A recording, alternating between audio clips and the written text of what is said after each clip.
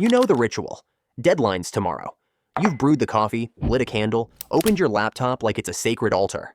And then, suddenly, you're reorganizing your desktop folders or learning the history of medieval spoons on Wikipedia. Why? You care about this work. You want it done. Yet, mysteriously, you end up doing everything except the thing. It's maddening, almost comical. But here's the twist. What if procrastination isn't laziness at all, but your brain's weird way of protecting you? Curious? You should be. Picture this. You've been dreaming of launching that side project, writing that book, applying for that promotion. It matters to you, deeply. You can see the future version of yourself, proud and accomplished. And yet, every time you sit down to start, your chest tightens, your mind fogs, and suddenly cleaning the kitchen feels like an Olympic event worth training for. Inside, there's a tug of war. One voice whispers, I want this. I need this. It could change my life. Another counters, but what if I fail? What if it's not perfect? What if I waste months and embarrass myself? It's a cruel contradiction. The more important something feels, the harder it becomes to begin. And here's the paradox that makes procrastination sting so much. You're not avoiding the task itself. You're avoiding the uncomfortable emotions tied to it. Here's the truth. Procrastination isn't a character flaw. It's brain wiring. At the center of this battle are two key players, the limbic system and the prefrontal cortex. Think of the limbic system as your impulsive roommate who only wants snacks, Netflix, and instant pleasure. The prefrontal cortex is the responsible adult, planning, organizing, making long-term decisions. Guess who usually wins? Yep, the roommate. Why?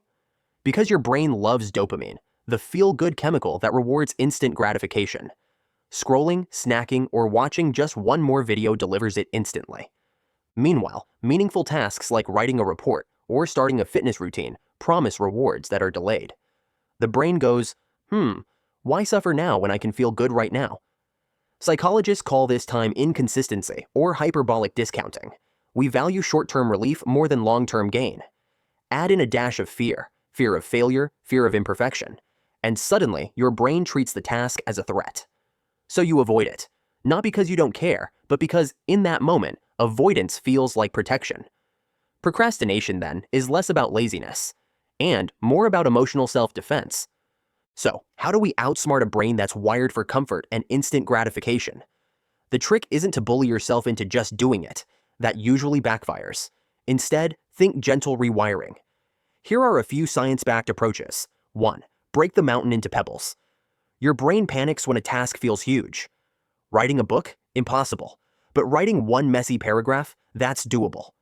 James Clear, author of Atomic Habits, reminds us that tiny actions compound. Start embarrassingly small, a 2-minute version of the task, and momentum will do the rest. 2. Face the fear in writing. Often, procrastination hides an invisible fear. What if I'm not good enough? What if I disappoint myself? Try this CBT-inspired trick. Write the fear down. Naming it reduces its power. Then ask, is this thought 100% true?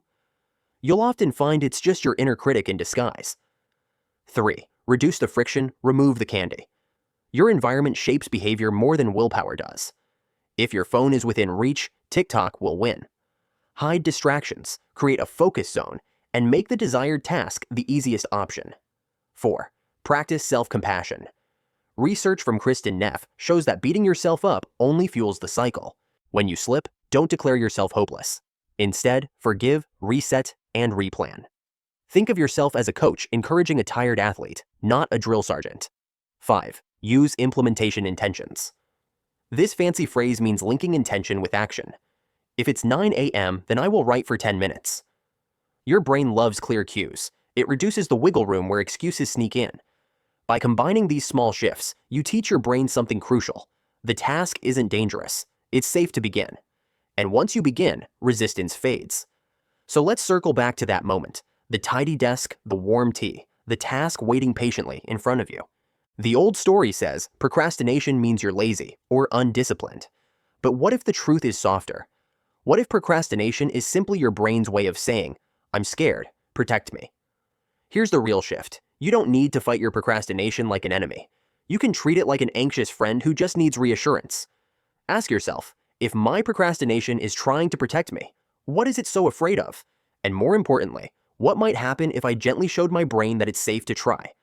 That answer might change everything. If procrastination isn't laziness, but a strange form of self-protection, then maybe the real path forward is not fighting yourself, but befriending your brain. Every small step you take is proof that the fear isn't as powerful as it seems. If this video gave you a fresh perspective, consider sharing it with someone who might need the reminder. A friend who's stuck, a classmate drowning in deadlines, or anyone quietly wrestling with the same battle. You never know how much a single insight can help. And I'd love to hear from you. What's your biggest aha about procrastination? Or is there a strategy I didn't cover that works for you? Drop it in the comments. Your story might be the one that inspires someone else. Don't forget to subscribe